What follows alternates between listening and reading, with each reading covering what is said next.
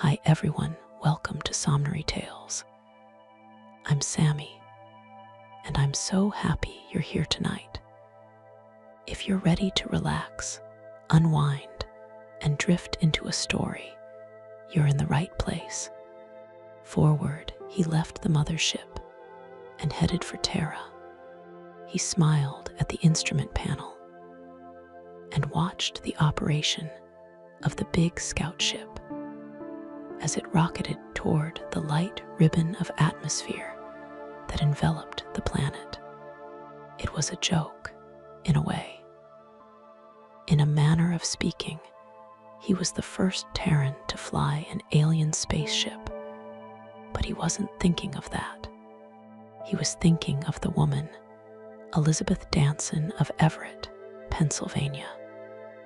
She was waiting, and he could see the warmth of her body, sheathed in the web-like gown that seemed spun over her turgid breasts and curved hips by an army of artistic spiders. It would not be a hard thing to love a woman like that. His fingers curled about the controls, his feet working the rudder pedals of the screaming ship as he headed for the strange darkness of the Atlantic Ocean. The spaceship was operating well, and the Earth lifted her curved bosom to meet his rush. Trouble came early. The danger lights flickered in his eyes, and the fear welled up within him like a flood. 1,500 miles an hour, and the scout ship was out of control. The behavior of the craft was erratic, as though a giant hand was slapping the silver belly as he plummeted toward the ball of the earth. Desperately, he tried to reduce the speed of the hurtling ship, his fingers working the buttons and levers in a frenzy of determination. The craft refused to respond. She whipped into a cloud bank, headed for the sea, lifted suddenly, and whirled back toward space. In an agony of fear, he realized that he no longer was the master of the spaceship. He was a prisoner in a violent, uncontrollable meteor that would finally slam him into infinity against the very earth that was to be home. In the early hours of morning, Jean Renault of Nova Scotia fingered the wheel of his 50-foot boat through the gray-ground swells of the Grand Banks, almost to the place where he would cast his nets into the water. The overcast sky was refusing to emit the sunlight, and a light mist hung over the sea like a disjointed ghost. When Jean heard the whirring roar of the ship, it was too late. The silver streak whipped over his fishing boat with all the furies of the gods and nearly tore his steadying sail away. Muttering a string of French curses, Jean picked up his radio telephone and reported in violent tones the presence of the jet to the Coast Guard. In the half-light of early dawn, the United States and Canada whirled with reports upon the strange craft. The CQ of the National Defense System began systematically pinpointing the track of the strange craft as it raked across the adumbrate sky. Then it was gone. The rocketing ship had appeared over one observation station near Lake Ontario. It had been spotted by a CD worker near Auburn, NY. Then 11, it was gone. The last observation of the craft showed it flying an erratic track toward the mountain country of Pennsylvania. At CQ Operations Office, in Washington, D.C., LT. Colonel Martin Griswold tossed the last report on his desk and pinched his lower lip thoughtfully. Colonel Delbert, sitting across from him, looked serious. "It's out of control," he mused, "and it isn't one of ours. Russian. Might be." He looked at the rugged country along the Pennsylvania-New York map for a moment. Then he picked up the phone on his desk. "This is Colonel Griswold. Get me the Pentagon." At 9:30, a special plane left Washington, bound for the town in northern Pennsylvania that had been chosen as a base of operations. On board the plane were the Secret Service men who were to track down the crashed ship. They were several hours too late. 13 Chapter 1 he awakened to flame and smoke, and it was as though he had been born again. About him lay thick, summer-cloaked forests and heavy carpets of laurel and brush. Obviously, it was some sort of plane that was burning nearby, and he had probably been in it. In his mind, he remembered only the blinding flash of white light, then a sea of darkness that had enveloped him. Whether he had been thrown clear of the wreck, or whether he had crawled, he didn't know. But the torn flying suit he wore convinced him that he had once been airborne in that battered craft. The heavy, canvas-like material of the flying suit had protected the blue serge business suit underneath, so that besides a ripped pocket, it was presentable. He grinned wryly in the pre-dawn darkness. Presentable to whom? The squirrels. He peeled off the flying suit and added it to the flaming wreckage, then staggered off through the night toward the valley below. There was usually, he recalled, water in ravines. He used small saplings for handholds, while his head thumped and thundered wildly. Probing fingers found a lump beneath blood-matted hair that was sensitive to the touch. There was a scratch on his cheek, sealed with dried blood, and his hands were skinned, as though he had broken a fall in cinders with them. It was, he decided, amazing that he had survived a plane crash with so little injury. But then, stranger things had happened. There was a run at the bottom of the hill, one of those leaf-choked, meandering little creeks that become stagnant pools in July and August, and 14 raging torrents of brown water in the spring. Lying on a sloping, flat rock, he thrust his face into the stream and drank deeply, feeling the life flow from the water into the weariness of his body. He washed his face in it, splashing it over his head, until his mind began to function with familiar clarity. But he still did not know who he was.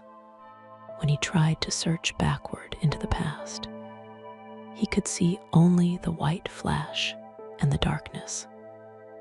It was frightening. It was as though someone had taken a pair of scissors and cut away the whole memory of his past life. He fumbled through his pockets, found the wallet and the cigarette lighter, and began flipping through the cards with the help of the tiny lighter flame.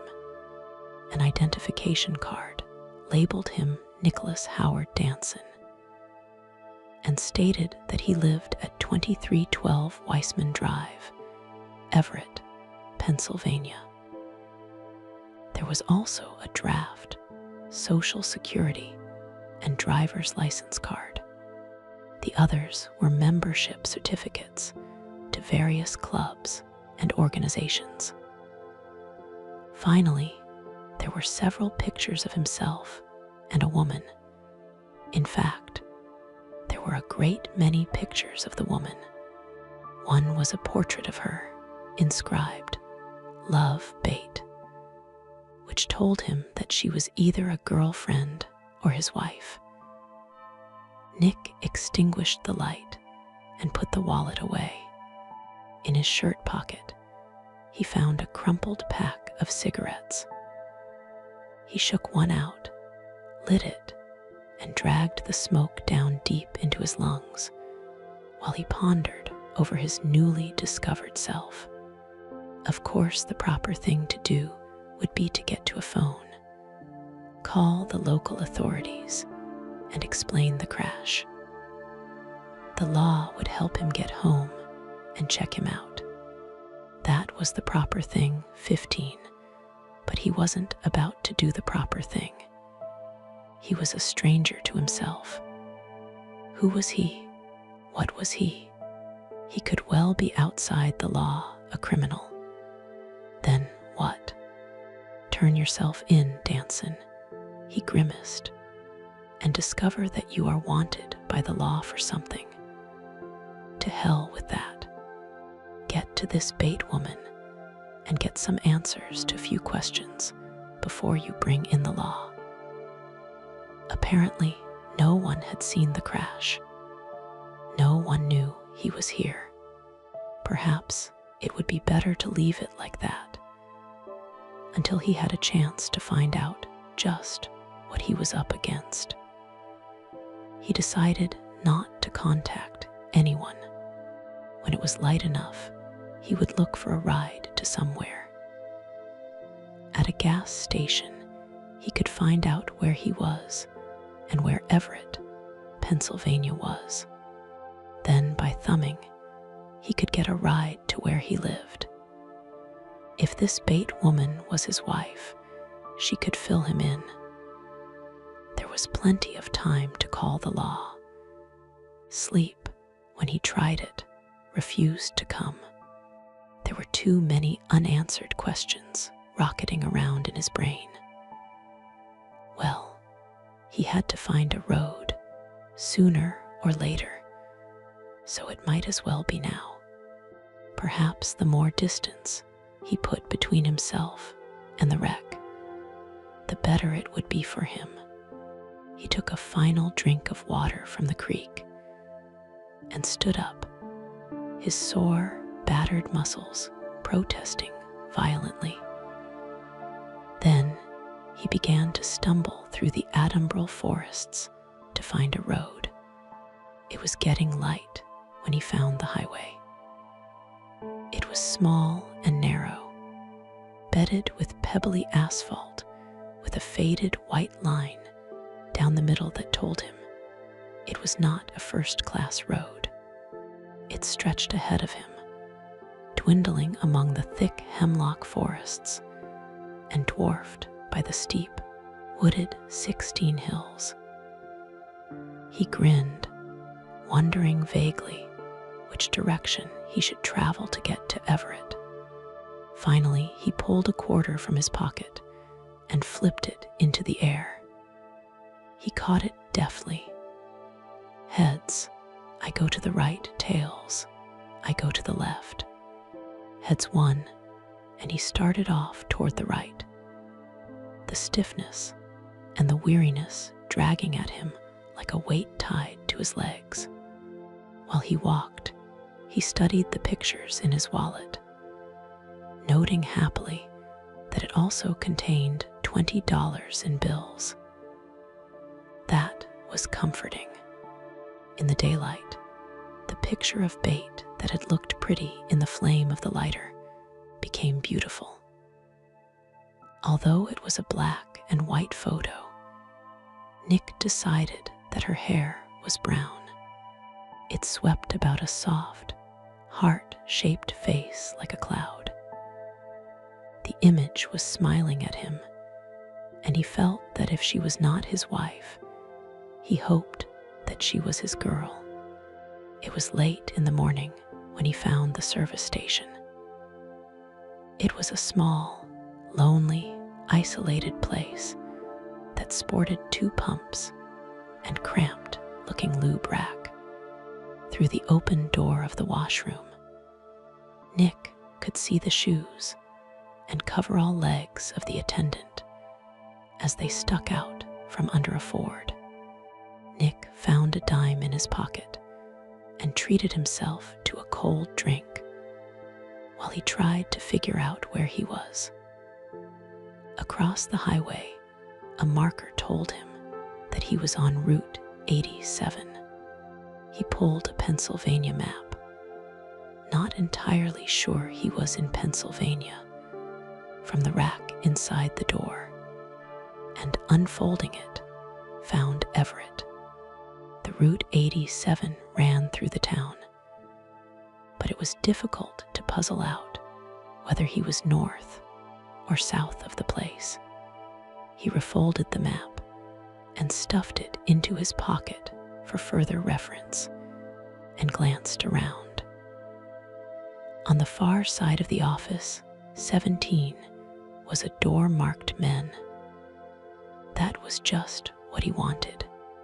His clothes, his hair, and his face needed a few emergency repairs before he could confront the population of Everett.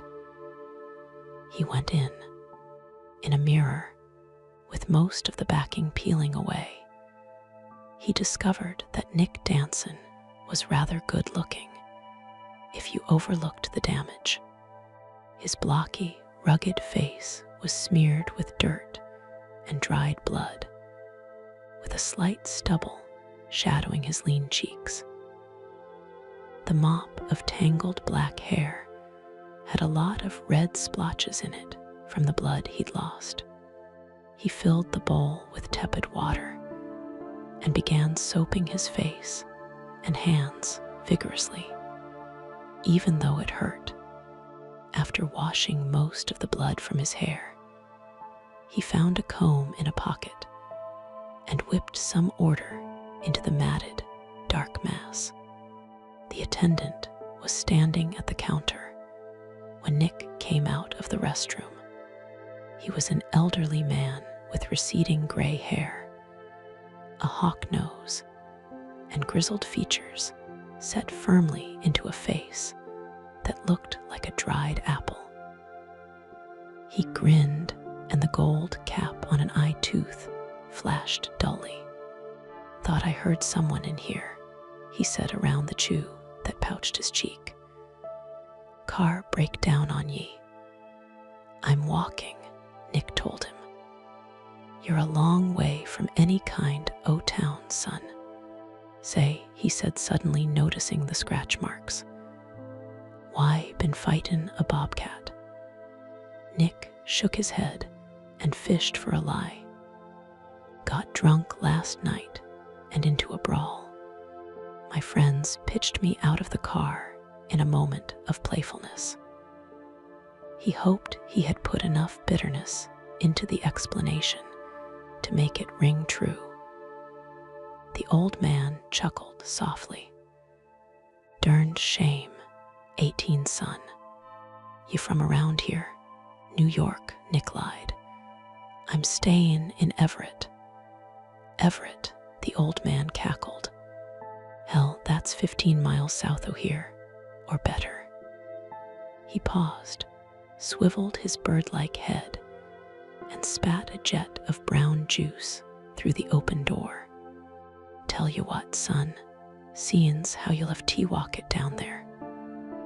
Ain't no one goin' that way I know of. S'pose you could thumb it, but it'd be hard. Lonely road, you see. If you don't mind waitin' till after supper, I'll run you down to town. Drop you off where you want to go." "Hadn't thought of waiting so long," Nick told him. "What would I do? Just sit here?" "Hell no.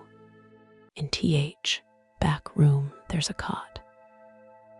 sleep in there myself sometimes, since M-wife passed along back in 53. December of 53 it was. I'll wake ye come supper. Thanks. With the hunger gnawing at his stomach, Nick took a cellophane-wrapped pie from the counter and began eating it. He handed the old man a quarter. "Es funny," the old man said, ringing up the sale. "You don't smell like a drunk. Ought to be some liquor smell to wise on." "I was drinking vodka," Nick countered, wondering how he had pulled that from a mind that could not remember his past. He took another bite of the pie as the old man gave him his change. "Bad stuff, vodka. That's TH, slop them Russian hassocks drink, ain't it?" "I think so." "Well, it ain't for Andy Hokum. Them hassocks can have it." 19 Nick was saved from further conversation by a new station wagon pulling into the pumps.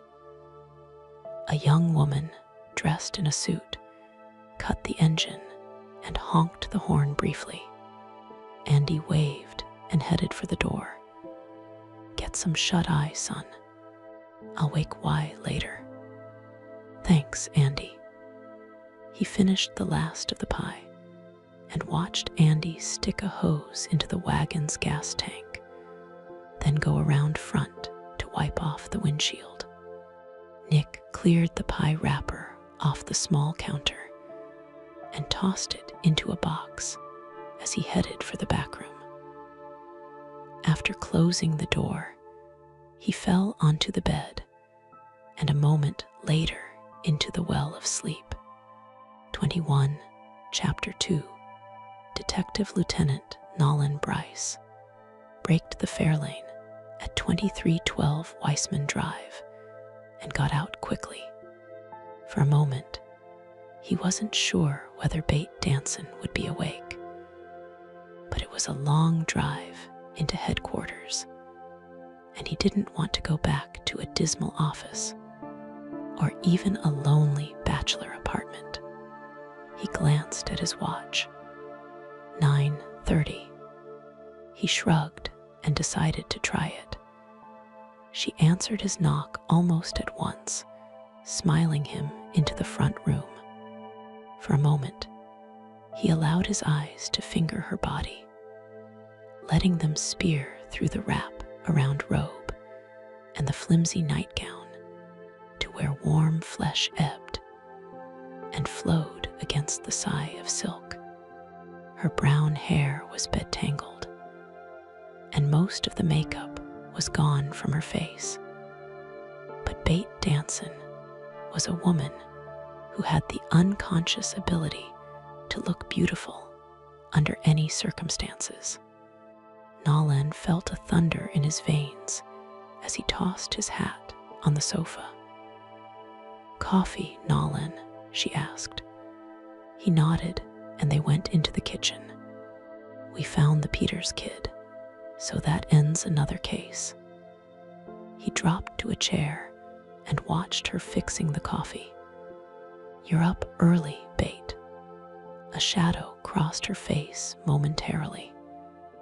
"I had a dream, Nolan." "A bad dream?" "About Nick." She nodded and set a cup of coffee before him. The tears were close again, but Bryce hadn't seen them fall over Nick for a long while. It was ridiculous the way she mooned over the guy, but there was no understanding women. "You ought to stop dwelling on him, honey," 22 Nolan told her. "It doesn't do any good." "He's alive," she said softly. "You know better than that. If he was alive, we'd have found him. Men just do not drop out of sight in the 20th century." Bate lifted a hand to brush her hair into place and sat down to sip at her coffee. Nolan studied her. She actually believed that her husband was alive and that he would return to her. He hoped not. It was a selfish thing to think about, but he was in love with her. He'd have had her long ago if it wouldn't have been for Nick and his dark good looks. He mouthed a swallow of coffee and settled the cup in its saucer. She was looking at him. "Is there any news, Nolan? About Nick?" "No," he touched her arm. "They've given up, and so should you. Honey, you're young, beautiful. Hell, another woman would have gone out and had a ball. Listen, there's a lousy show on down in Everett. Want to go?" She smiled. "Thanks, but you're probably tired from hunting for the Peters kid." "I feel fine." She shook her head. "Nolan, I know how you feel about me. I'm very flattered. But I have to accustom to his loss in my own way. I'm sorry." Nolan forced a smile. "That's the way the mop flops," he mused. "I'll be around when you are." He finished his coffee in silence. "Well, I have to get moving, make out a report and all." "Thanks for the coffee, Bate." She nodded, but remained staring into her cup. Nolan went into the front room, picked up his hat, and went out into the morning to climb into his car. 23, when he had started it and headed back toward Everett. He found himself struggling with the feeling that he was being cheated. After all, he reasoned with himself, why should a guy have to play second fiddle to a man who was probably dead? If Nick Danson were alive, it'd be different, but dead, and that was an almost sure thing. He felt cheated. Bate could learn to love him. She could forget. Hell, a lot of women lost their men for some reason or another, but they altered their lives.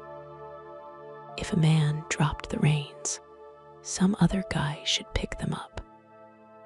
It was only natural.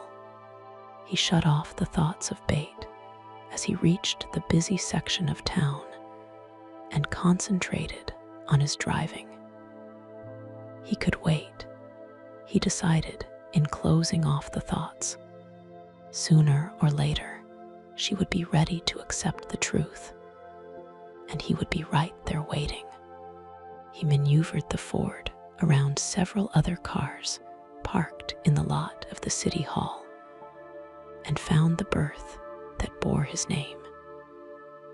He killed the engine, got out, and went inside to his office. When he opened the door and saw the two men and the chief sitting in his office, he knew it was something big. After a while, it was so you could spot a Fed a mile away, especially when they were sitting in your office. Chief Daniels looked grouchy at him, but his tone was cordial. "You finish with Peters?" "Yes," Daniels nodded, his florid moon face looking lumpy and important. "Lieutenant Bryce. This is John Cartwell and Sam Morgan, Secret Service. I've promised to give them assistance in an important matter. They'll brief you." He nodded an important goodbye and left the three of them alone. 24, "What's the problem, gentlemen?" Nolan said, and settled behind his desk. Cartwell, a stocky-looking 30-year-old with wavy blonde hair, did the talking, while his dark-complected friend puffed placidly on a cigar. "Lieutenant Bryce," Cartwell said, "your boss seemed to think that you'd be the best man to help us set up our plan of operation. We've already contacted the Civil Air Patrol and the National Guard outfit here. We have an air search underway, and for the meanwhile, that's all we can do. We were hoping that you could help us get in touch with all the Ground Observing Corps branches. We'll use this office as a headquarters for operations. Nolan blinked. What's up? An Air Force test plane down. Cartwell shook his head. We got a UFO report. A flying saucer. Nolan was stunned. Cartwell chuckled, and his partner grinned. An unidentified flying object does not necessarily constitute a spacecraft, Bryce. But something was spotted off the Grand Banks early this morning, going like hell and apparently out of control. We got our last sighting over Auburn, New York.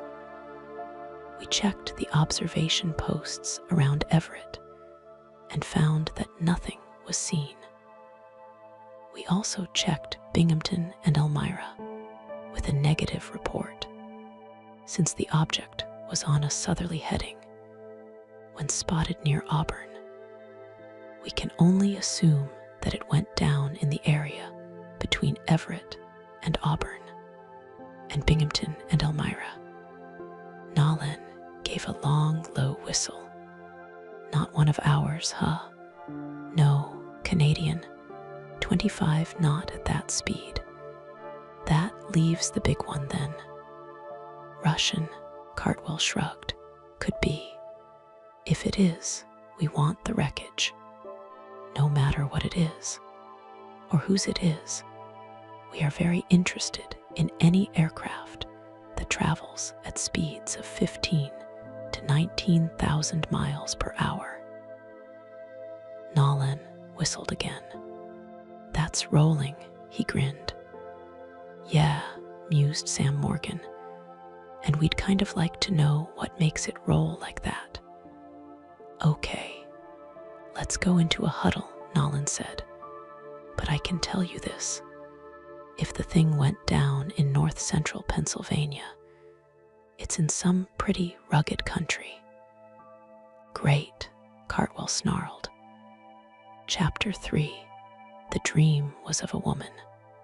He was lying on a strangely made bed, the warm breezes of evening rolling in off the crashing sea, and the woman stood in the ornate doorway that entered the bedroom. About him lay all manner of bright silks and strange colored cloths. The woman smiled, and his eyes caressed her. Her hair was as gold as the noon sun, and her eyes, lifting slightly at the outer corners, were as blue as the sea. Her lips petaled back over the white strength of her teeth, and her fingers did strange things to make the flimsy robe drop from the rounded softness of her shoulders. He watched her walk upon curvaceous legs to the edge of the bed. For just a second, she smiled down at him. Father is sleeping like a baby, she whispered. He felt himself talk. Good. Then his fingers curled about the curve of her thigh. His fingers tightened, and the crimson smile broadened. He pulled and felt her resist him with maidenly demureness. But in the end, she came to him. He felt the yielding firmness of her body, pressing down into his on the bed, and his arms furled about the softness that she offered. The warm cones of her breasts worked on the hardness of his chest, and his mouth fused against hers in a passionate kiss. Lors, Lors, darling, you've been gone so long. Her voice was a kitten purr in his ear, warm and gentle. I'm back, Jella, he smiled, his hands caressing the lithe length of her body, folding her against him tightly. 28, she moved away from him, rolling, tugging at him to respond. But he needed no encouragement. His body rolled with her, his arms pinning her to him tightly so that she could move nothing but her legs. But then there was little need to move anything else. The dream faded, and he cursed and tried to get back to sleep and the beautiful woman who awaited him. Sleep came, but the dream was gone. Andy, shaking his shoulder, woke him about sundown, and Nick swung his legs off the cot and stood up. Still sleepy, he fingered the heavy stubble on his face and looked at the old man. "You kin use my razor tea-chop off that beard, son," he said. "Come on, get around now. Got soup and sandwiches ready and some famous hokum coffee." Nick straightened his wrinkled clothing, shaking the last remnants of weary fog from his brain. Andy went on talking to him and said something that woke Nick dancing up completely. "Your buddies was here couple hours ago, son." What? It was almost impossible to keep the surprise out of his face and voice. Andy didn't seem to notice anything wrong. Fellers you got drunk with.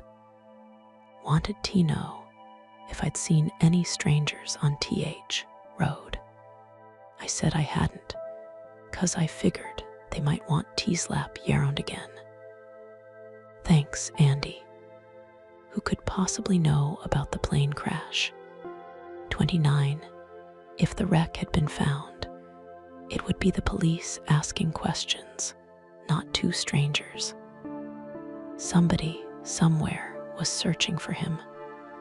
Who and what did they want? Fingers of fear and worry flittered along his spine. When they had finished eating, Nick shaved, cleaned himself up, and followed Andy out to where his car was parked. He found that he liked the old man, but under the circumstances, conversation was difficult. The plane crash, for one thing, was a bit on the odd side. The burning wreckage, he recalled, had shown no signs of ever having had wings or a tail assembly. But that was probably minor.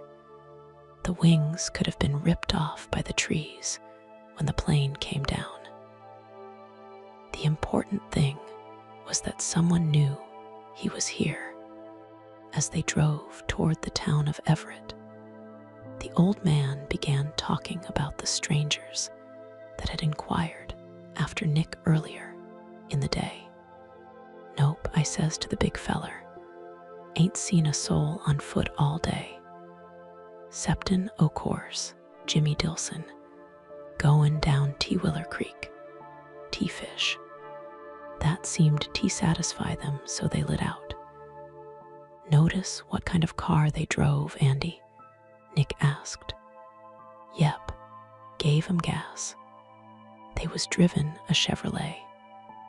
Looked to be a 56 or a 57, black it was. Blacker'n TH, inside of a coal bin with TH, shiniest chrome you ever saw. "Sounds like them," Nick told him, enlarging the lie. "One of them short and the other medium."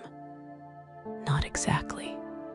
The one did all the talkin', had a funny accent. Anyways, he was about 6 feet, 3 or 4, and heavy. Good lookin', with blonde 30 hair. The other guy was about your build, with sandy hair. Never talked, that guy." "They're the ones," Nick lied, and shook a cigarette from a half-empty pack. "Thanks for not giving me away."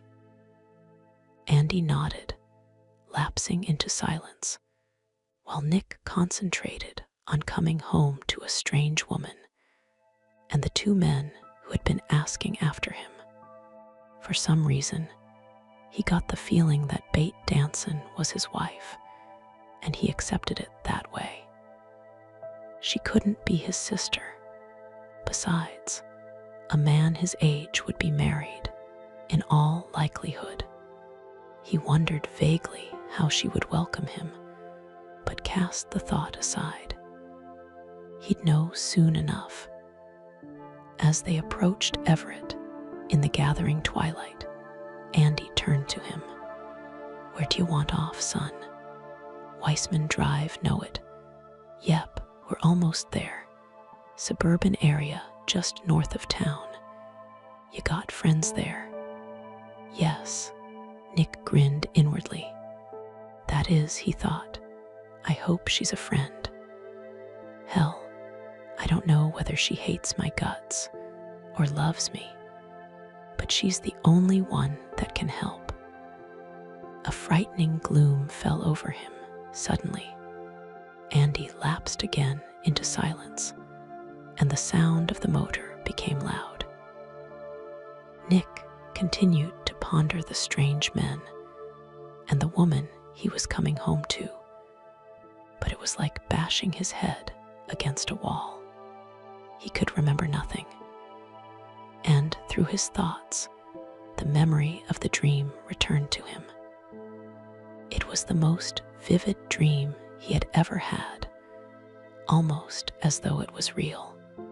Abruptly, Andy brought the car to a stop before a sign that read, "Weissman Drive." Nick thanked him and climbed out onto the road. The old man 31 waved, and the car spat cinders as it roared back onto the highway, heading toward the town. For a moment, he stood there watching Andy's car fade into the night.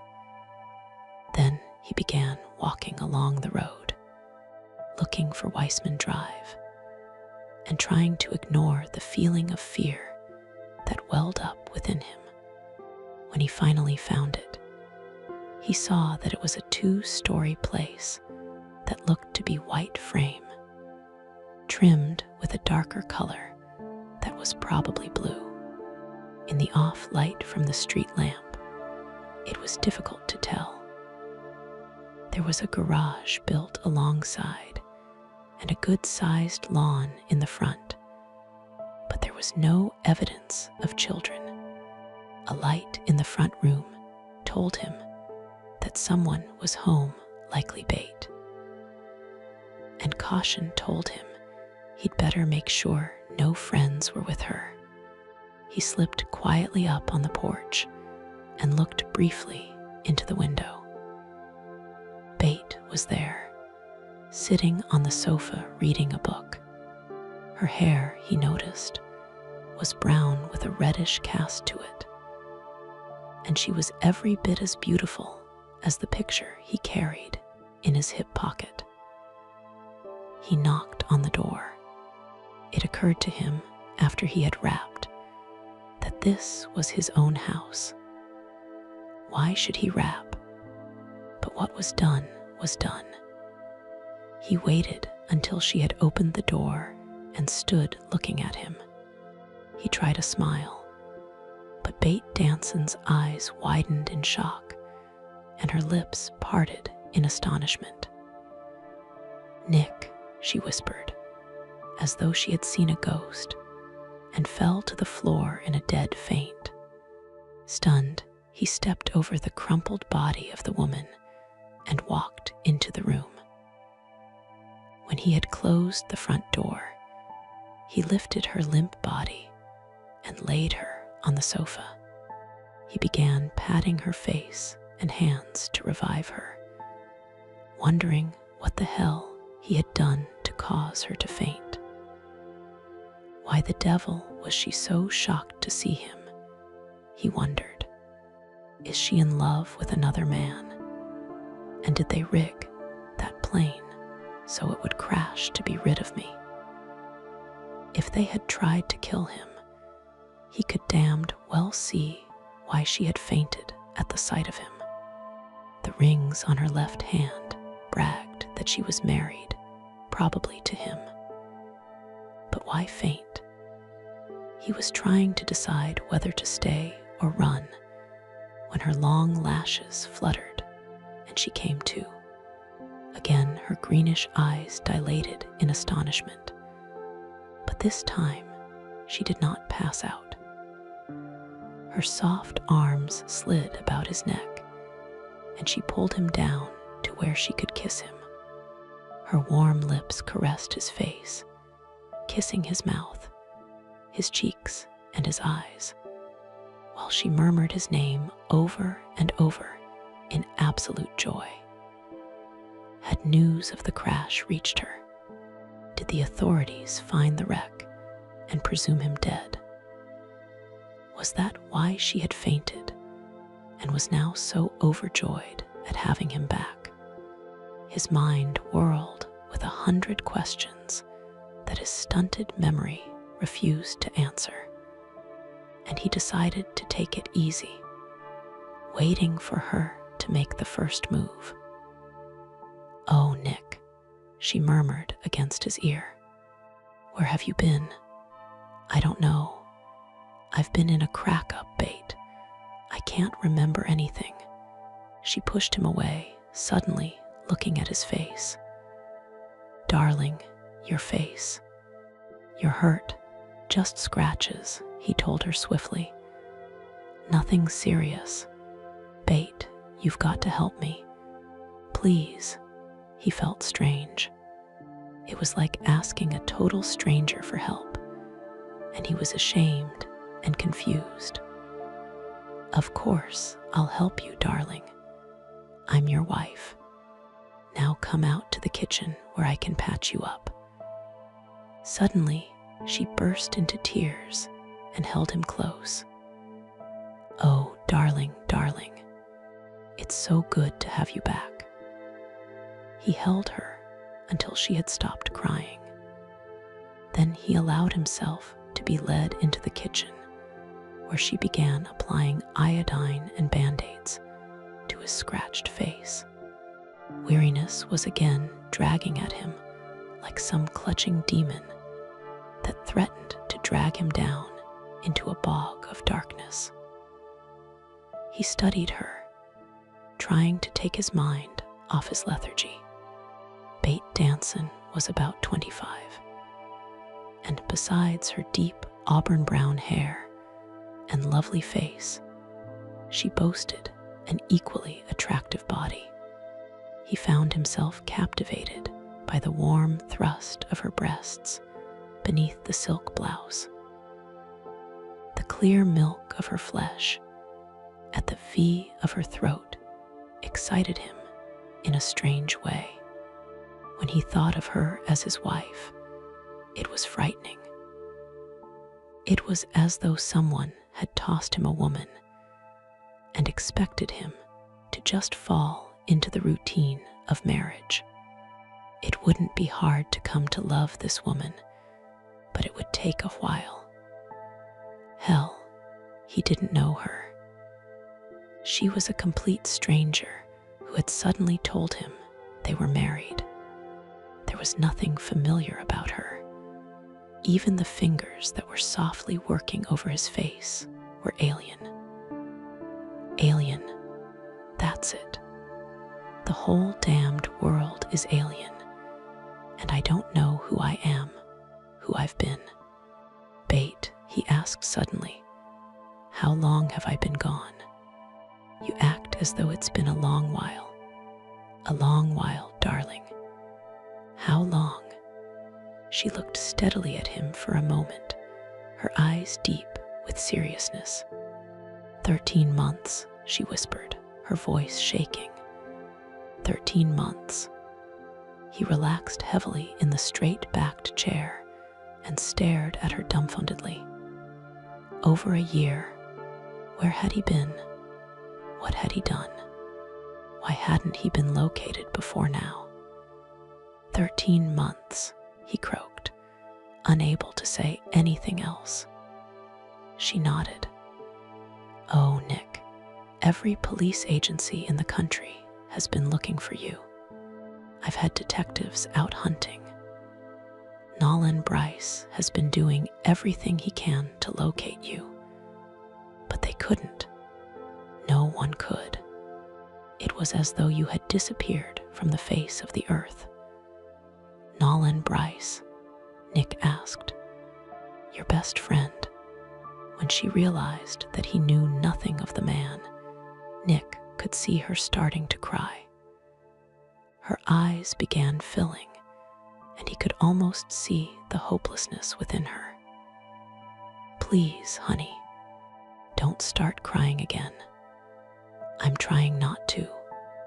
He rose to his feet slowly, his head starting to thump and thunder again, and took her into his arms. It was kind of difficult, trying to comfort her the way a husband should, but he tried. "Listen, Bate," he whispered against her cheek. "It'll all come back to me. It'll all come back eventually, and I'll remember. But for now, you'll have to bear with me. I don't know where I've been or what I've done, so don't tell anyone I'm here. Please, don't tell a single soul. No one. But why, Nick? Because I could have killed someone. I could be a thief, a desperado or something. I don't know. I could even have gotten married. Oh, darling." She collapsed on his shoulder and began crying violently again. Honey, I didn't say that's what I've done. It's just that I don't know. Whatever I am, I can take my medicine, but I want to know what it is first. You've got to understand that." She tried a smile, blinking back the tears that lay close to the surface, and he forced a smile to pull at his mouth. It was difficult to comfort her, yet he knew that it was his duty to do so. She'd been through a hell of a lot, and she had the memories of it. He did not, despite the alien feeling that was welling within him.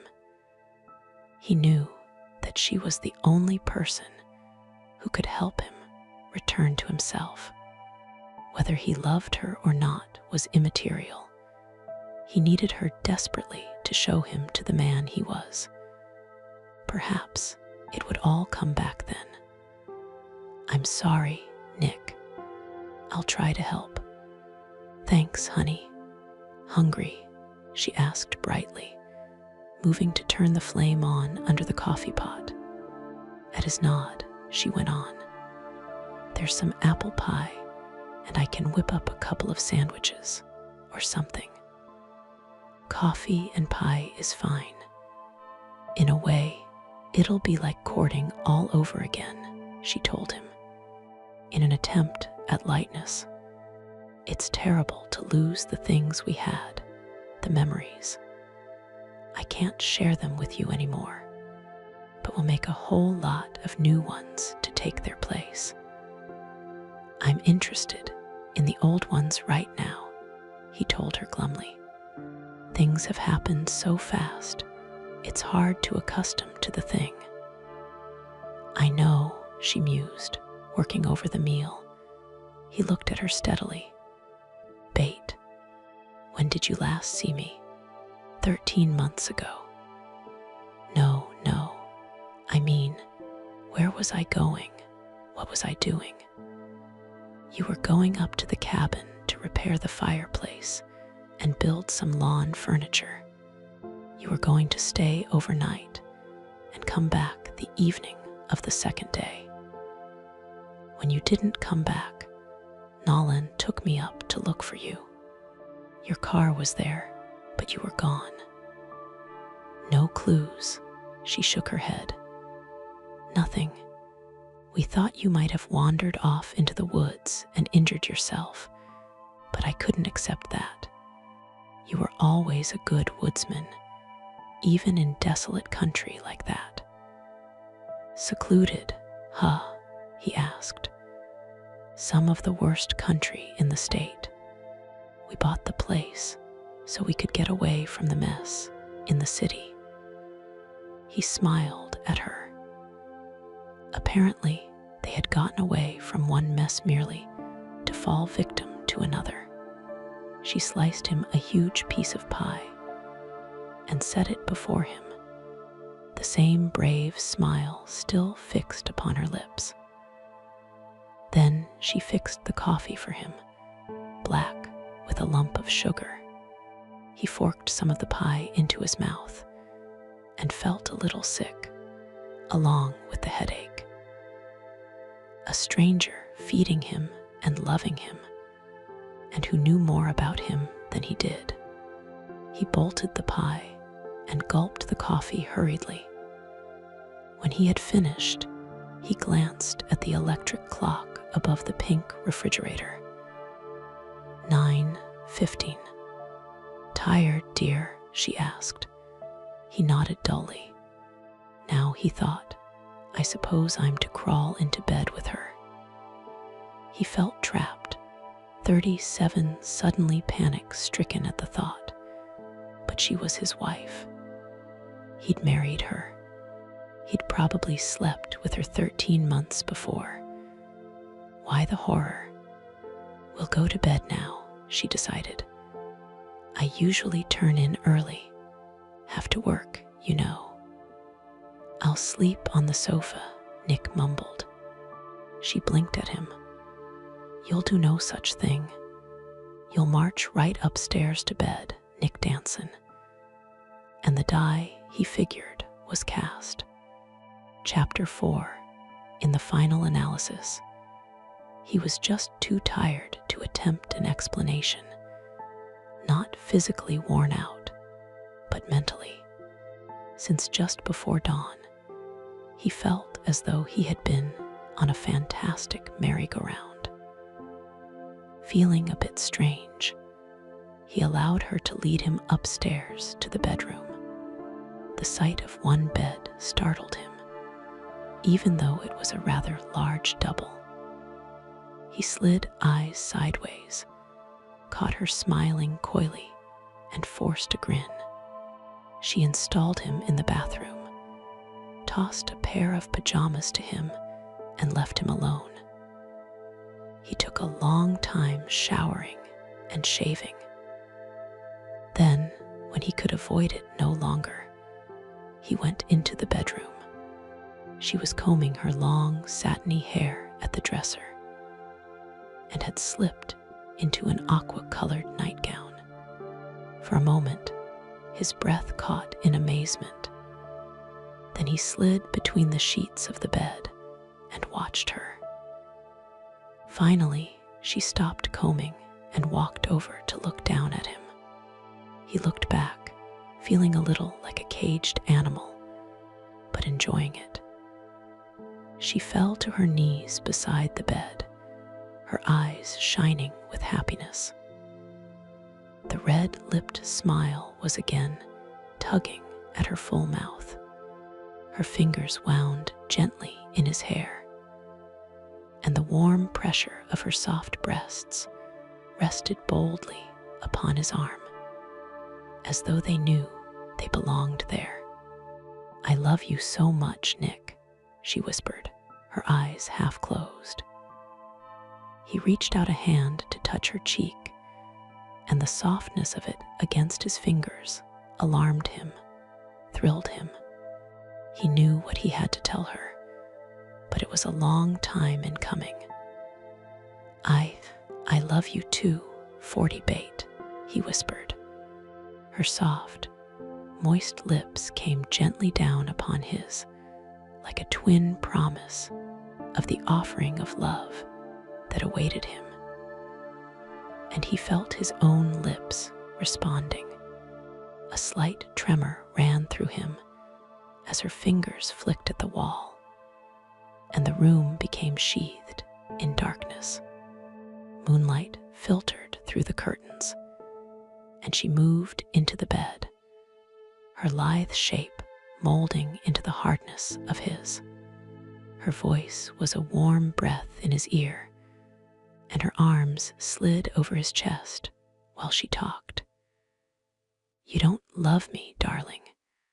That's the whole trouble. We love with our minds, and love is an accumulation of a million memories, but you have lost yours. I know, to you." "Bait," he began, but she clamped her hand over his mouth. "To you, darling, I'm a stranger, just another woman. I know I can't be anything more right now. You'll have to learn to love me again. But me, Nick, it's different with me. I've waited for 13 long months for you to love me again. And by some miracle, you've come back. You're here, and so am I. I love you, and I want you.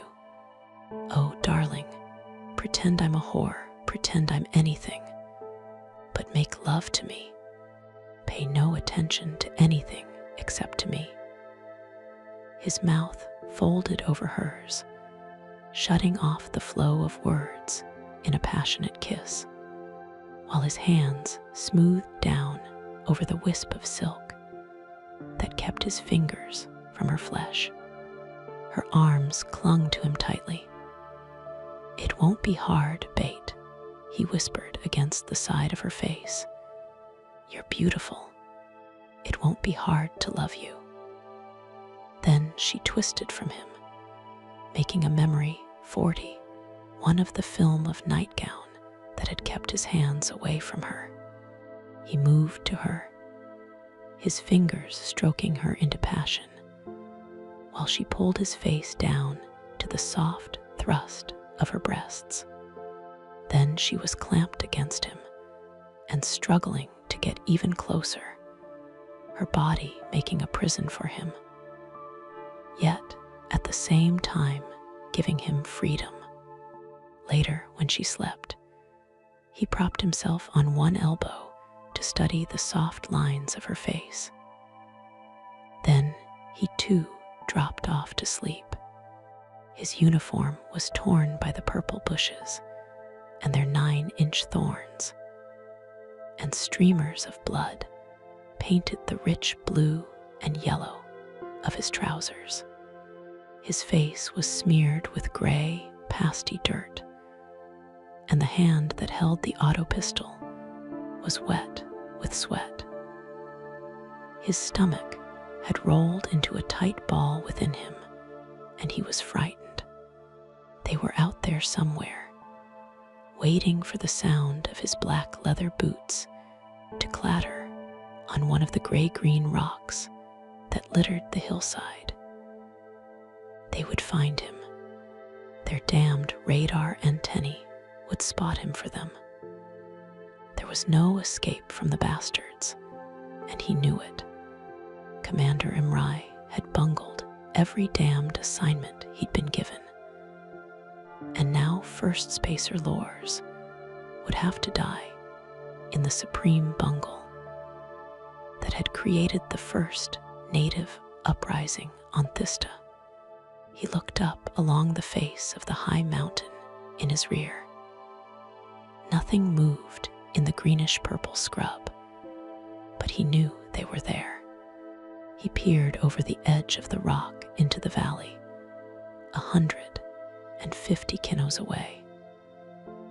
The Patrol 42 car was still there, its driver lying grotesquely just a few feet from the hatch. The thick, heavy spear through his chest resembled a finger pointing toward the violet sky. Closer to him, on the slope, one of the enemy lay dying, a greenish-brown fluid pumping spasmodically from the hole put in his chest by the auto pistol. The alien's huge yellow eyes blinked owlishly, and the slash-like mouth worked as if he wanted to call for help. But no sound came. The antennae swiveled limply as he tried to locate his comrades, but they drooped as the alien died. Still tightly clutching the auto pistol, he watched the thin, gray antennae fall to the ground. They pointed off to the left. He swung about and looked in the direction the native had been scanning. But he could see no movement beyond the swaying of the desert grass, moving in the faint breath of air. They should have gotten the message. By now, there was probably a ship on its way to him.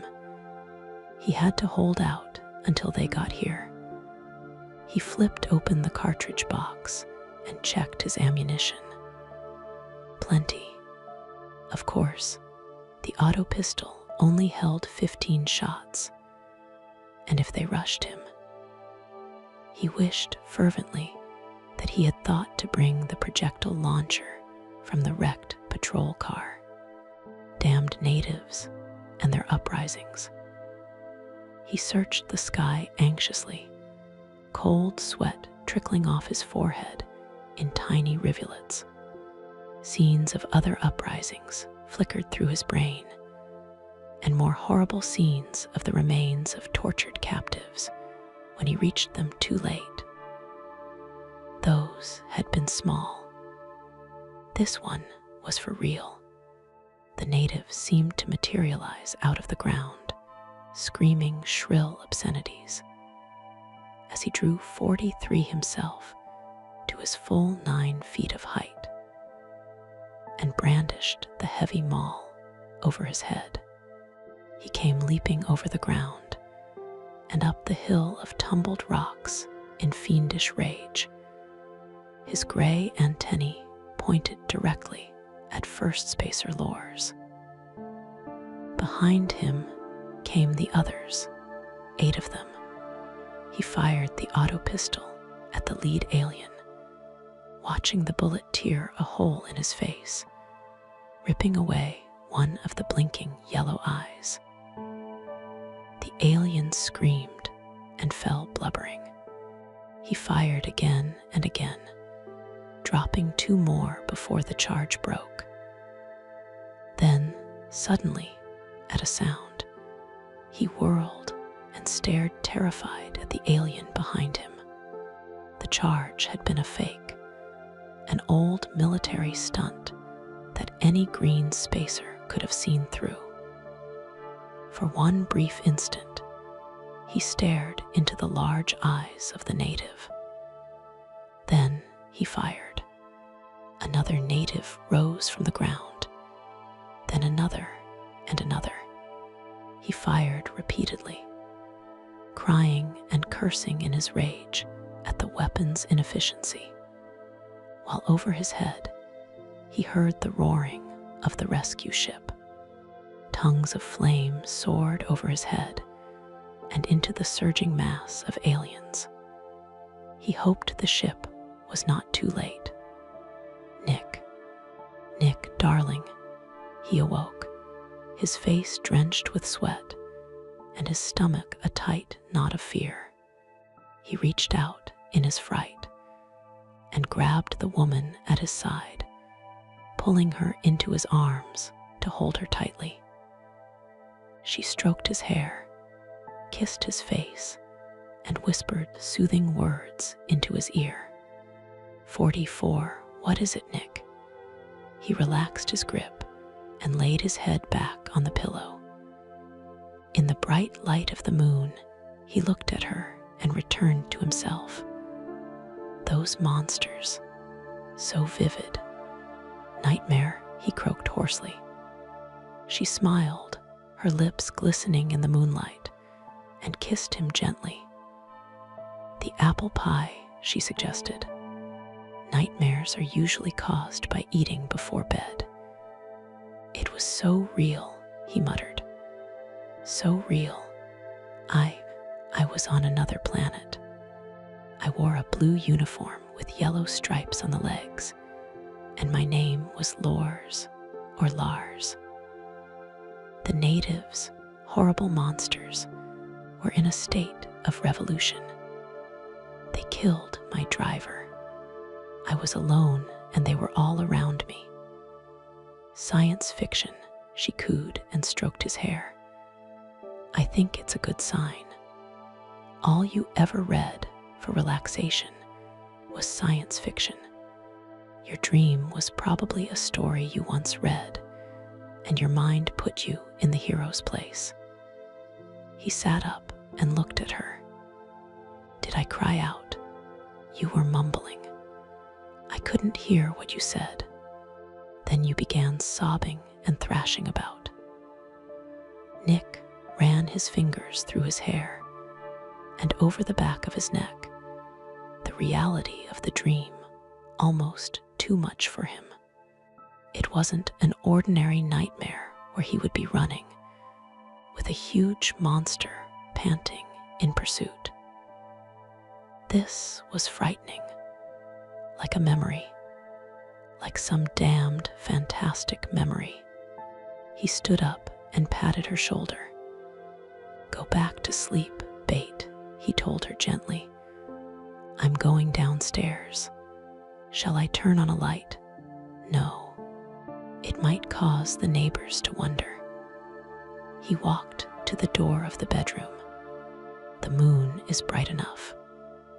He walked into the hall, feeling his way in the dark places, and down the stairs into the living room. As he sat in the chair near the window, he thought about the dream. It bothered him because it was unlike a dream.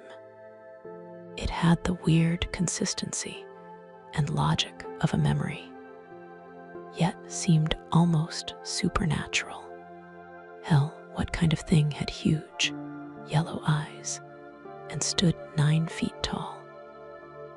What sort of a world had a violet sky and gray-green rocks? The whole damned thing had the scent of a Walt Disney movie, the colors vivid and sharp, the landscape seemingly done by a watercolor brush. Thista. Apparently, it was some kind of planet, and he hoped that Bait was right. Would it be possible for a man to get so confused via a crack on the head that he believed he had lived through the literature he'd once read? What would he dream about next? Macbeth, Treasure Island, Christ, what a world. If he could get to a doctor, a head shrinker, it might all be ironed out. They would get things squared away in a short while. But hell, suppose I'm public enemy number 1 or something. 13 months. In 13 months, kings have been broken, dynasties crushed. What had happened to him in the 13 months that he had been out of touch? One thing he was sure of, he hadn't been laying around. In a stretch of time like that, he had worked, eaten, slept, loved. Maybe he had married again. An almost comical thought, compared to the possibility that he could be a killer, a bank robber. There were 1,046 things he could have done. A psychologist. Nope, that was out of the question until he knew more about Nicholas Danson. And learning more about himself would be a real problem. The cabin that Bait had spoken of would probably show him nothing. After a period of a year, there would be damned little trail left to hunt along. There would be almost nothing. Whatever had been there would have probably been sifted through by the guy, the detective, Nolan Bryce. Bryce. Of all the friends for him to have, he had to be saddled to Bryce. He'd have to be real careful where that character was concerned, because the slightest slip would set the cop on his trail like a bloodhound. The crack-up. Now there was something. He would always be stuck with the question of how he had managed to get out of that mangled mass of metal with merely cuts and bruises. But he could chalk that up to dumb luck or something. The thing that worried him was, had he left a clue that could trace him here? He had burned the flying suit. He had tried to cover it up to Andy. A lot of things about the smashed aircraft bothered him. Things like the flying suit. It had been made of strange material. But hell, he'd burned that thing. There would be no problem with that. Almost without realizing it, he found himself staring at the car that was parked on the other side of the street. The streetlight gleamed on the black paint of the Chevrolet sedan. And he thought of what Andy had told him earlier about the men who had been interested in finding him. Looking at the car much closer, he could see the two men sitting in it. The knot of fear 47 returned to his stomach when he saw the light shining on the driver's blonde hair. The men from Andy's gas station. Nick. It was bait. She had followed him down, and he could see her framed in the doorway at the foot of the stairs. She had slipped into a nightgown that, in the moonlight, was more alluring than if she had been nude. She started to speak, but he hissed at her for silence. "Come here, Bait," he instructed, "and don't put on a light." Her bare feet whispered on the rug as she came to his side in obvious bewilderment. He pointed out the car and the two men, telling her about how they had inquired after him at the gas station. She listened quietly. "What do they want?" she asked when he'd finished. She was sitting on the arm of the chair, leaning against him to study the car. The soft pressure of her breasts was disturbing and conjured up memories of early in the evening. "What do they want?" she asked again. "I don't know. That's something I have to find out. Listen, give me a minute to get to the upstairs window. Then snap on the light and move around. They're probably looking for me, and I want to give them the impression I'm not here." "All right." Nick, he got up and threaded his way to the stairs and up to kneel before the bedroom window that fronted on the street. Through the gap in the curtains, he could see the car plainly. The light snapped on downstairs. For a moment, nothing happened. The men merely sat in the car, and 48 watched the house. Finally, the car began moving down the street with its lights out. Then, out of range, the driver flicked on the lights, and the car disappeared. The downstairs light snapped off, and a moment later Bait came into the room. "Nick, here. Perhaps they saw the crash," she began, but he cut her off short. "No one saw me crash. I mean later," she explained. "After all, a wrecked car on a highway would. Car, Bait. I didn't crack up in a car. I crashed on a wooded mountain in a private plane." "Oh, darling, don't be silly. You've never been in a plane in your life." In the darkness of the room, Nick could only stare in stunned amazement at the moonlit outline of his wife. 51, Chapter 5. Detective Lieutenant Nolan Bryce stood in the brush near the wrecked aircraft, watching the men move about in the light of several spotlights that had been set up by the National Guardsmen who had roped off the area. The thick blackness of the surrounding forest, plus a glance at his watch, told him that dawn wasn't too far away. FAA investigator Dixon, a thin, stringy ex-pilot, stepped around the scrambled bits of wreckage and offered a light to the dead cigarette in Nolan's mouth. "Thanks," Bryce said, and blew the smoke to the night. "What do you make of it, Mr. Dixon?" Dixon shrugged and pushed his snap-brim hat back with a blunt forefinger. "Dunno. It's pretty dark to see much, but it's no private plane." "Why do you say that?" "No wings, no tail assembly." "Of course, it's hard to tell in the dark. When it gets light enough, we'll know the story. But I don't know of any private plane that looks like that one. Then, too, the Army is holding the newsboys at bay.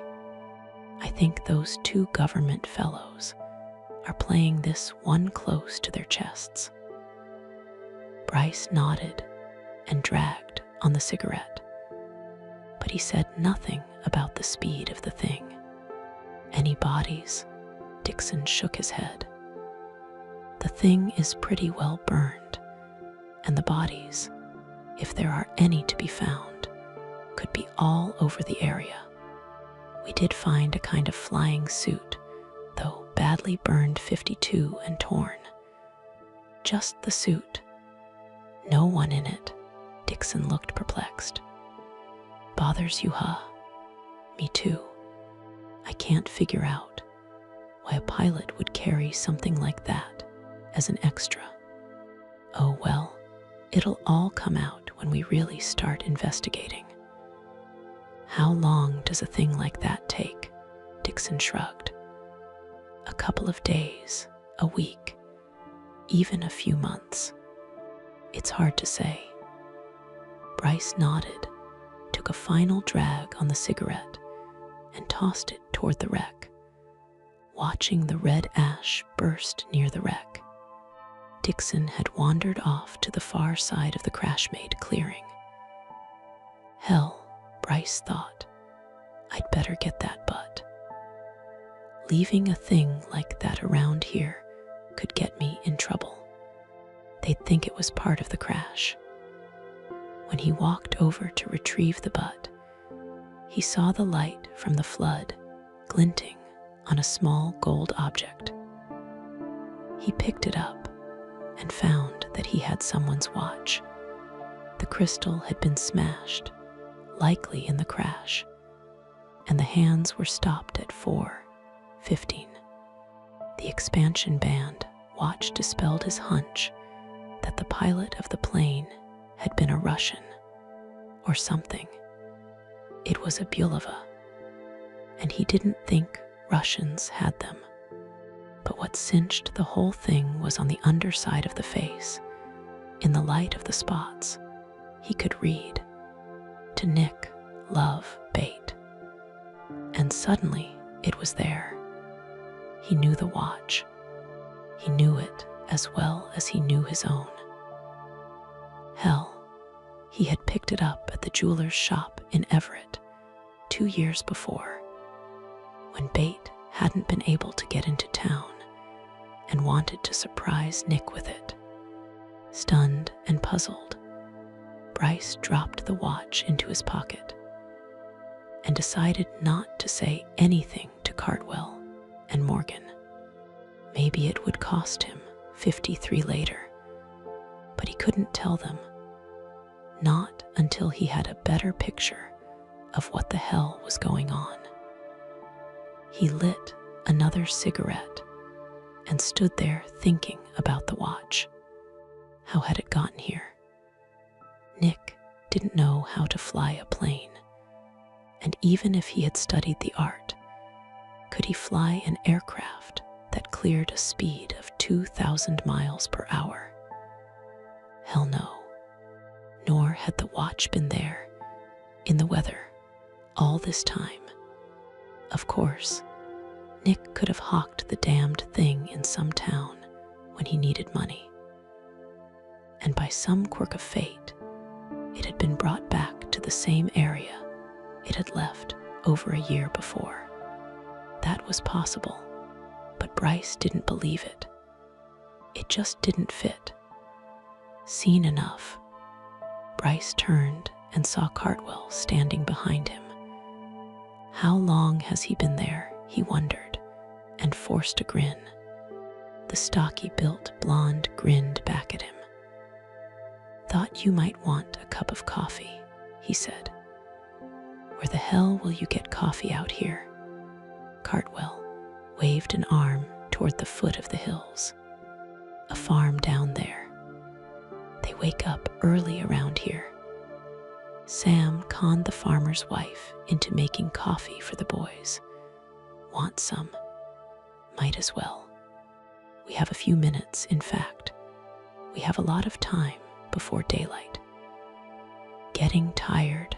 Cartwell asked, as they started down the hill past the ring of soldiers. "A little. More like anxious to find out what the tale is on that wreck." "You've been talking to Dixon, I see." Bryce nodded. "Yeah. Well, one thing we know. It's apparently some kind of experimental 54 aircraft, like a rocket or something. And if it isn't one of ours..."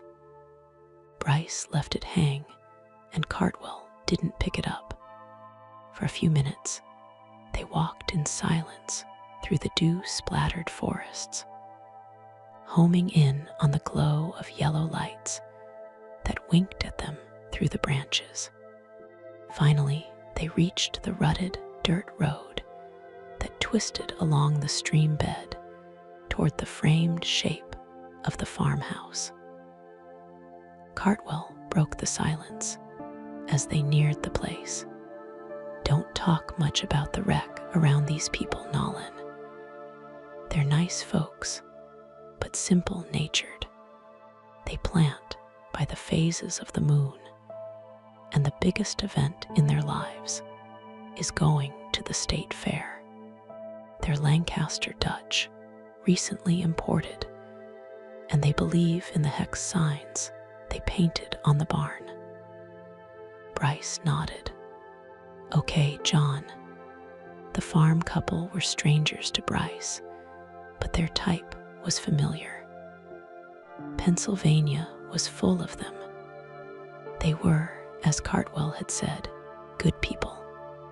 They were farmers, about 3 jumps above the witchcraft-believing stock that had given them birth, and were hard to understand. They were the stay-at-home type, to whom Pittsburgh was the far west. And if they were forced to move farther than 50 miles away from home, their relations screamed that they would never see them again.